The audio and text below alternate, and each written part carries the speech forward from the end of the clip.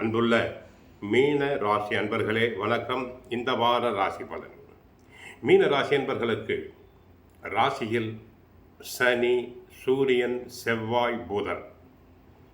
ராசியில் புதன் நீச்சமடைந்திருக்கிறார். ராசியில் சனி, சூரியன் இருப்பதால் அடிக்கடி மனக்குழப்பத்திற்கு ஆளாவீர்கள்.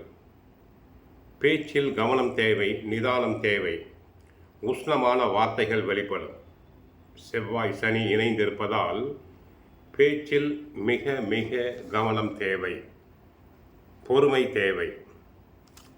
2ஆம் இடத்தில் சுக்கிரன் இருக்கிறார்.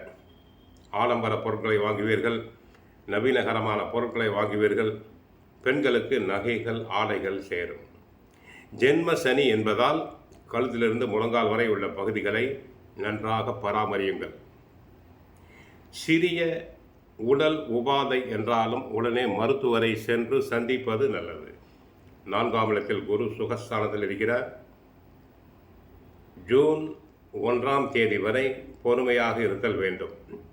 ஜூன் 2இல் நடைபெறும் குரு தங்களுக்கு சாதகமாக வருகிறார். 6ஆம் இடத்தில் கேது சாதகமாக இருக்கிறார். விரய ராசியில் ராகு இருக்கிறார். கொடுக்கல் வாங்கல் விஷயத்தில் கவனமாக இருங்கள். யாருக்கும் கடன் கொடுக்கல் கூடாது, வாங்குதலும் கூடாது. எச்சரிக்கை தங்களுக்கு தேவை. கணவன் மனைவி ஒருவருக்கு ஒருவர் கௌரவம் பார்க்காமல் விட்டு கொடுத்தல் வேண்டும். பேச்சில் கவனம் தேவை. குடும்ப ரகசியங்களை, தொழில்துறை ரகசியங்களை வெளியில் பகிர வேண்டாம். தொழில் வியாபாரத்தில் சூழ்நிலையை புரிந்து கொண்டால் தேவையில்லாத நெருக்கடிகள் அனைத்தும் குறையும். சட்ட ரீதியாக சில சிக்கல்கள் உண்டாகலாம். கோர்ட்டு வழக்குகள் தங்களுக்கு இழுத்தடிக்கலாம். ஏனென்றால் சனி பாதகமாக இருப்பதால் கோர்ட்டு கேஸ் தற்சமயம் முடிய வாய்ப்பு இல்லை. தொழில் தொடர்பான கணக்கு வழக்குகளை முறையாக பராமரிப்பது நல்லது.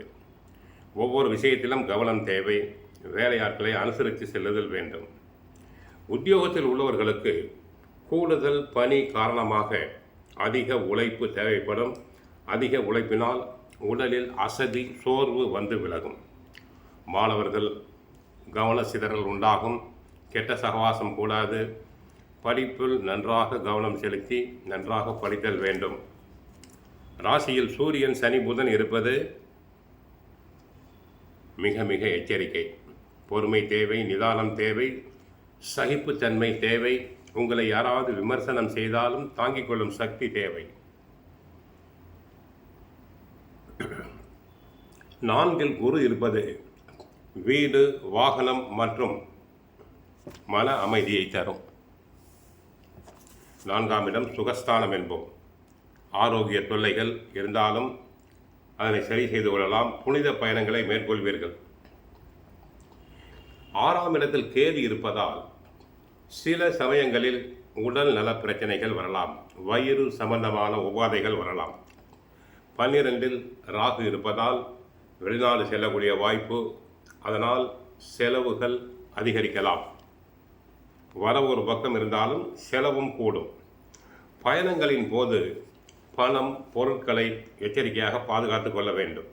அலைச்சல் அதிகமாக இருக்கும். கண்களை நன்றாக பராமரியுங்கள். சிலருக்கு முழங்கால் வலி, மூட்டு வலி, முதுகு வலி வரலாம். தினமும் பகவத்கீதை, சுந்தரகாண்டம் படியுங்கள். ஹரே கிருஷ்ணா ஹரே கிருஷ்ணா என்ற மந்திரத்தை 108 முறை சொல்லுங்கள். குடும்பம் சுபிட்சம் அடையும். வாழ்க வளமுடன்.